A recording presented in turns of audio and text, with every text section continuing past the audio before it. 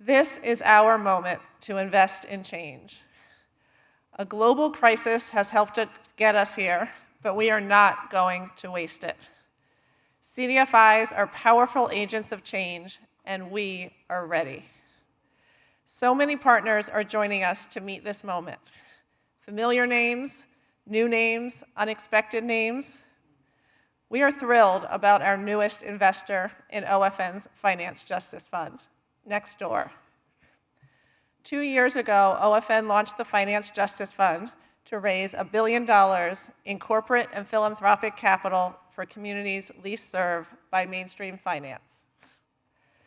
Nextdoor represents a company aligned in values and purpose. Nextdoor is about community and place, two things that CDFIs know a little something about. Nextdoor just went public a year ago, an exciting landmark for a company that is still likely recalls its days as a Silicon Valley startup.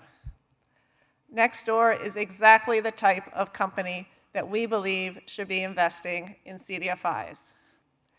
We hope they will be a model for others to invest long-term, low-cost capital in an industry that knows where that capital needs to go and will get it there. To talk more about this, please join me in welcoming to the stage my dear friend and OFN board member, Lisa Mensah, and CEO of Nextdoor, Sarah Friar.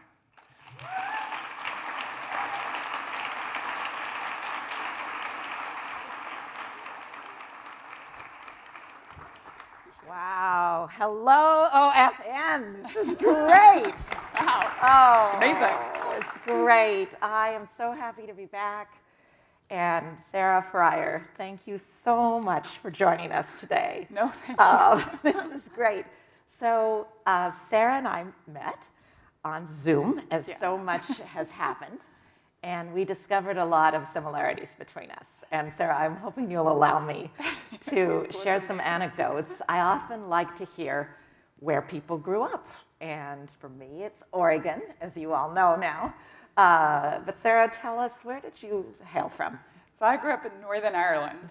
And I always have to, people are like, oh, Ireland. I'm like, no, Northern Ireland. Different country. But yes, in a very rural farming community. Rural. So, yes. I think 30% of CDFI money goes into rural communities. And that really spoke to me, because these are my peeps. Just a little love for everybody who's serving rural America today. A little love.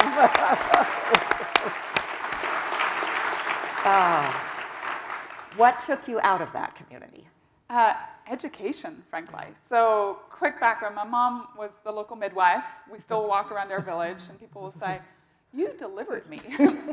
My dad was the personnel manager of the local mill. They both left school when they're 16. They're amazing. Today, what we would call community activists. But community was everything. So, every night before dinner, there'd be a knock on our back door, and someone was either dying of something, cut an arm off, my mom would run out, or they needed maybe help with their marriage, they needed help with a new job, or they needed help with money. And that was my mom and dad in the kitchen, door closed, and we were told as kids to get on with it. Like, eat your dinner and get back to your homework. So education took me to the UK. I, from there, actually was an engineer, worked in South Africa right after apartheid ended. It was an amazing time to be in the Rainbow Nation. And then I came to the US, also for education. I never left. I mean, what a land of opportunity. I feel incredibly gifted to have got to land here, in particular to have sat down in Silicon Valley when I did. This all makes so much sense now, why you are such a fit for Nextdoor. You did your New York time, so you've had your time with Wall Street. But I want to talk about this incredible investment from Nextdoor. And this theme of this whole conference is invest in change. And I think the thing that happened to change so much of the opportunity for our field and for this country was who joined forces with the CDFIs. And Nextdoor is the latest, and a $15 million investment that we are going to lend over the next 10 years to wonderful organizations in this room. That's what's happened. So first of all, we just have to thank you for $15 million and for trusting us. But it's so great. But I want people to know a little bit about the why. And I'd love you to just say a little bit about Nextdoor. You just went public, but what's the guts of this company? Yeah, well, I'm hoping by the time I leave this room, you're all on Nextdoor. So Nextdoor, we're in 11 countries around the world, over 75 million neighbors on the platform. Why do they come to Nextdoor? Why do we exist? We're there to help connect communities, which is deep in the roots of this room right now. So when people come to Nextdoor, they come for trusted information. So we say we work with all neighbors, not just residents, but we work with the public agencies, the local mayor's office, maybe Health and Human Services.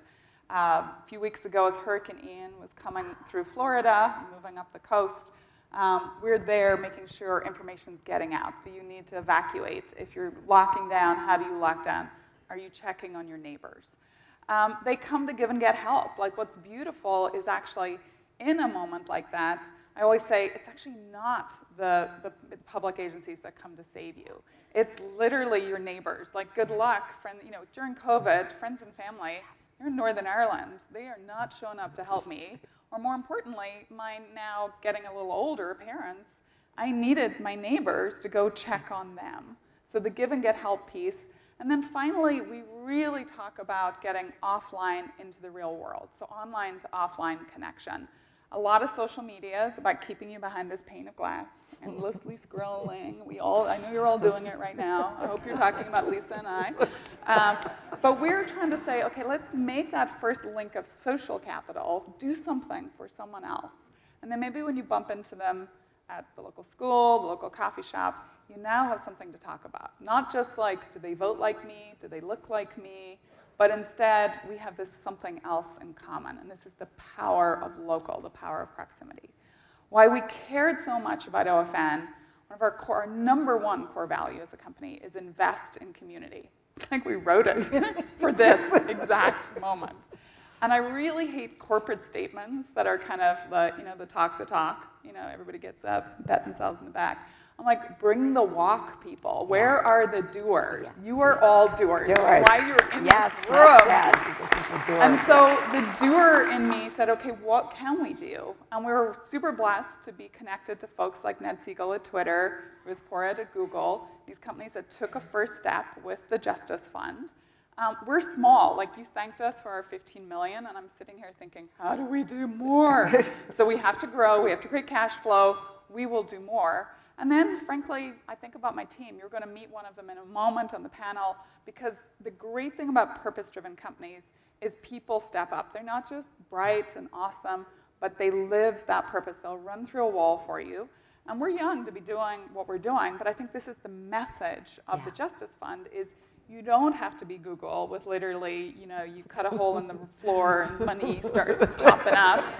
You can actually start to do this. Start small, get going. It's like philanthropy. Yeah. I think when you wait till the end of life, much better to be doing it as you go along.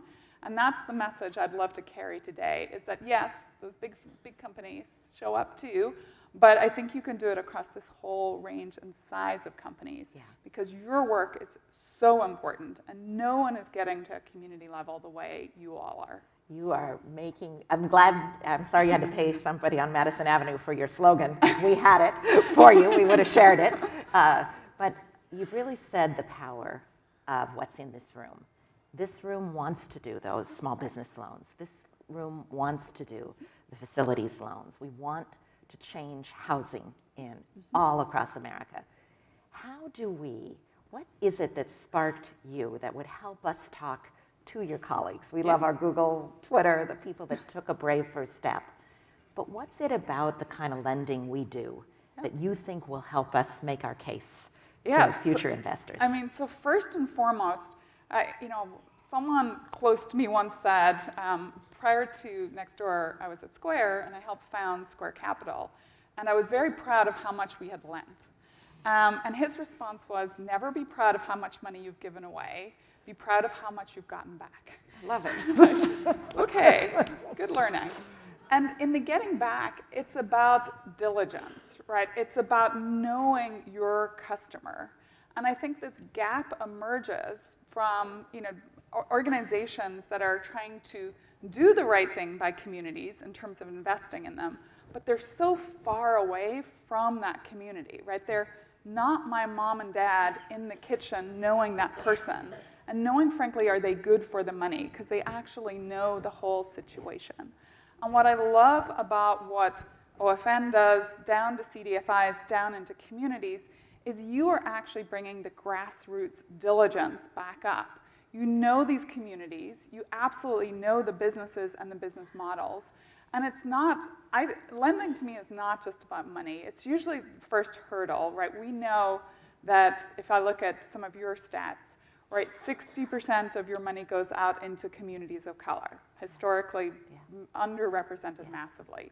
I think something like 50% go to women, which near and dear to my heart. If I look at Silicon Valley, 2% of all venture funding in 2019 went to women. 2%. Yeah. We are 50% of the population. No one heard of us? Well said. 2%. And so, but again, money is the first hurdle. Then it's about the education, the capability building. Help me really grow my business, because then not only am I going to return that first loan, but I'm going to grow, I'm going to take more capital so I can grow my business. And that flywheel to me is what gets really exciting.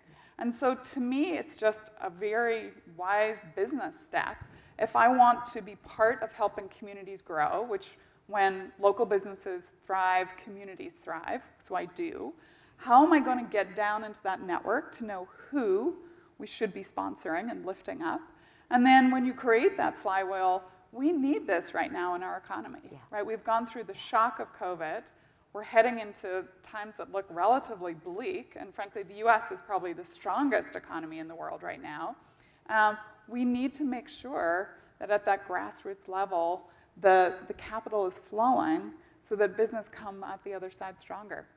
Sarah, you have made our case, and I hope we got this on tape. I'm sure somebody's taping this, because you've actually done our work for us. It's been hard over this journey to explain why we matter so deeply to this economy.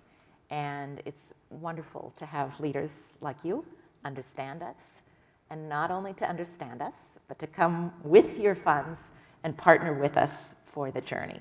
Well, so thank you. You've made my job easy. There is an incredible panel waiting somewhere back here to continue this. I would love to ask this audience to join me in thanking Sarah Friar of Nextdoor. Thank you. Thank you. Thanks for all you do. Wonderful. Wonderful.